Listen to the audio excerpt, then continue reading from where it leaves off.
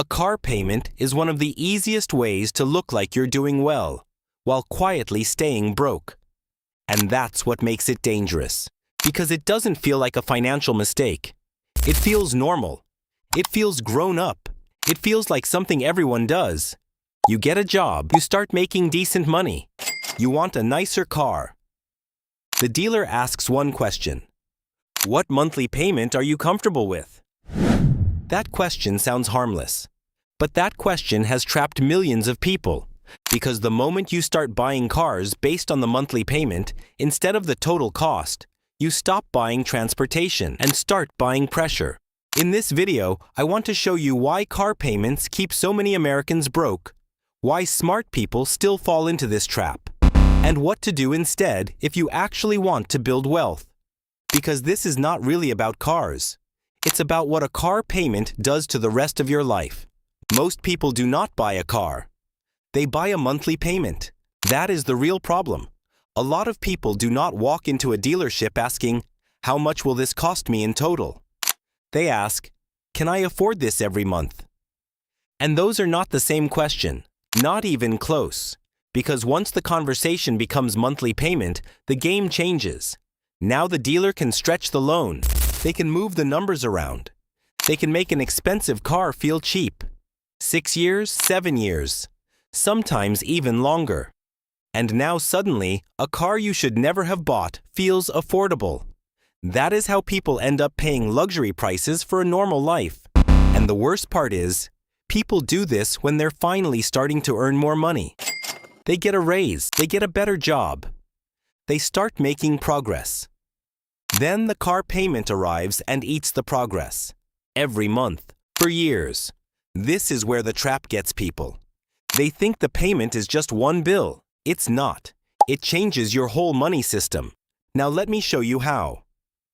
The first problem is obvious. It kills your cash flow. Let's say your car payment is $650 a month. That already sounds painful, but that's usually not the full number. Now add insurance, fuel, maintenance, repairs, registration, maybe parking. Now that car is not costing you $650.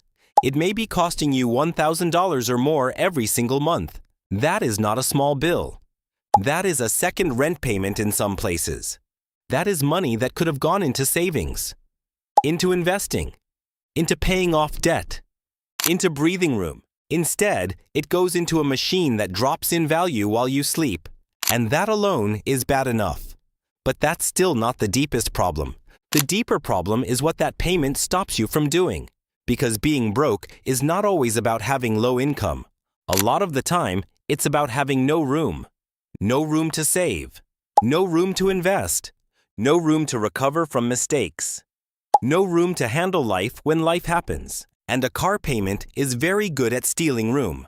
That's why two people can make the same salary and live completely different financial lives.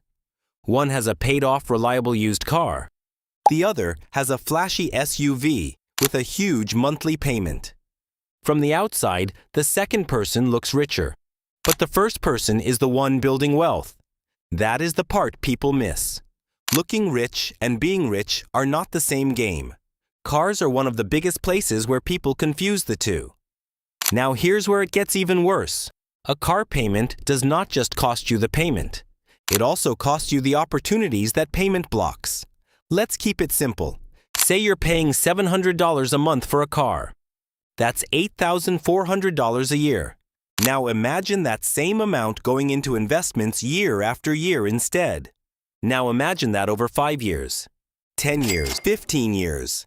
That car payment was not just a car payment.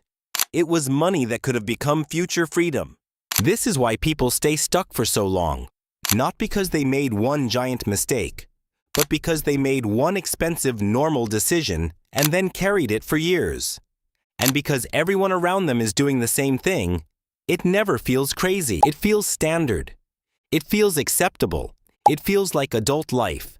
That's why this trap is so powerful. It hides in plain sight. And let's be honest here. Cars are emotional. This is not just math. People do not buy certain cars only because of transport. They buy identity, status, comfort, validation.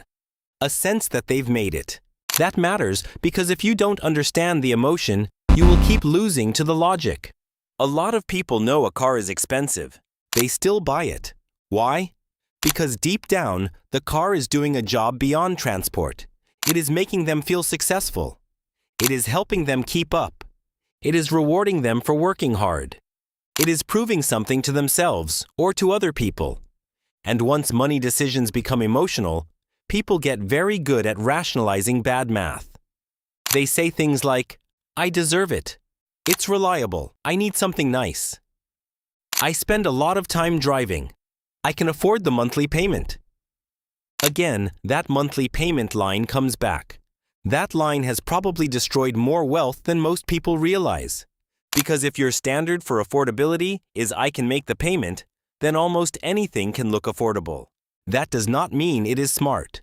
This is also why high earners get trapped. People think low-income people struggle with car payments. That happens. But high earners often get hit too. In fact, sometimes they get hit harder. Because when your income goes up, the size of the mistake can also go up. You move from a manageable payment to a massive one. Now you've got a luxury car, a bigger insurance bill, more expensive tires, more expensive repairs. And because you earn more, everyone assumes you're fine. But your money is leaking fast. This is why some people earning 6 figures still feel broke. Their lifestyle rose faster than their wealth, and the car is often one of the first places that happens. Now I want to make something clear. This video is not saying never finance a car. That would be too simplistic. The real point is this: a car should support your life. It should not compete with your future. That's the difference. If the payment is so high that it delays your savings, delays your investing, keeps you in debt, or leaves you stressed every month, then the car is too expensive for your real life. Not your fantasy life, your real life. That distinction matters. Because people often buy based on the life they want to appear to have, not the life their numbers can comfortably hold. Here's a simple way to think about it. Your car should help you get to work, not force you to keep working just to keep the car. That's when the relationship has become toxic. Now let's bring this down to what you can actually do. Because this only matters if it changes behavior. First, stop thinking in monthly payments. Start thinking in total cost. That one shift alone can save you from a terrible decision. Ask, how much will I pay over the full loan? How much will insurance cost? How much will fuel cost me? How much will maintenance be? What is the real yearly cost of this car? That question is far more honest. Second, separate transportation from status. This is a big one. A lot of people are trying to solve an emotional problem with a car. That is expensive therapy. You do not need a car to prove that you're doing well. And the truth is, most people are too busy worrying about their own bills to care that much about yours. Third, give yourself a hard limit. Not a vague feeling, a hard limit. Decide in advance what percentage of your income you are willing to let a car consume, not just the payment, the full cost. Because when you leave it vague, emotion takes over. Fourth, ask one uncomfortable question before buying any car. What will this payment stop me from doing? That is the question most people never ask. Will it stop you from investing? From building an emergency fund? From leaving a job you hate? From sleeping well? From recovering when life punches you in the face? Because that is the real price. And lastly, remember this. The goal is not to impress people at a red light. The goal is to build a life with options. A paid-off car may not look exciting online, but financial breathing room feels better than a badge on a steering wheel every single time. So yes, cars matter. You need transport. You want something safe. You want something reliable. That all makes sense. But the problem starts when the car becomes a symbol instead of a tool. That's when it starts draining your future quietly, month by month, year by year. So if you feel stuck financially, this is one of the first places I would look. Not because cars are bad, but because a bad car payment can keep an otherwise smart person broke for a very long time. And once you see that clearly, you stop asking, what car can I afford each month? You start asking, What car lets me keep more of my future? That is a much better question. And it usually leads to a much better life.